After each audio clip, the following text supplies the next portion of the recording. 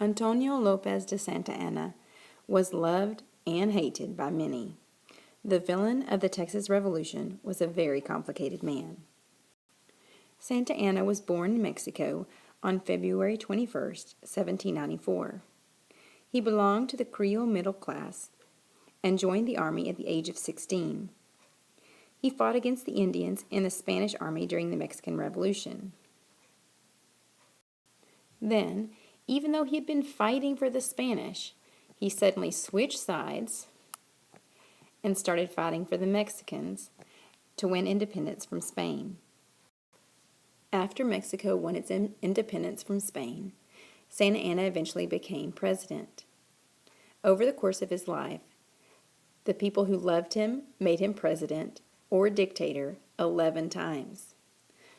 However, there were a lot of people who also hated him, and over the course of his life, he was kicked out of Mexico a total of 20 years. The first time Santa Anna made himself dictator, the people of Texas didn't take it too well. Soon, Santa Anna had a revolution on his hands and decided to load up his army and head to Texas to straighten things out. When Santa Anna headed to Texas, he took his entire army with him. Wanting to totally crush and embarrass the Texas army, he also forced men along the way to join. Many of the men who were forced into the army marched all the way to Texas without shoes, weapons, or coats. Many people in his army went hungry and died.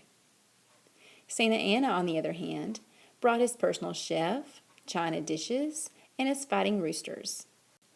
He is also very famous for bringing a silver pot to actually go to the bathroom in.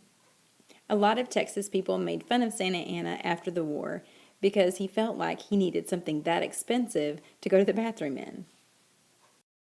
Many of the Mexican soldiers didn't appreciate how Santa Anna treated them. Imagine how you would feel if you were starving and cold and your leader was eating off of china plates. How his soldiers felt about him didn't seem to matter much to Santa Anna. However, he did make a rule. Anytime he was out in front of his soldiers, when they saw him, they had to yell El Presidente and bow. If not, they would receive a harsh punishment. El Presidente maybe should have stayed home in Mexico. Perhaps he looked forward to crushing the Texans.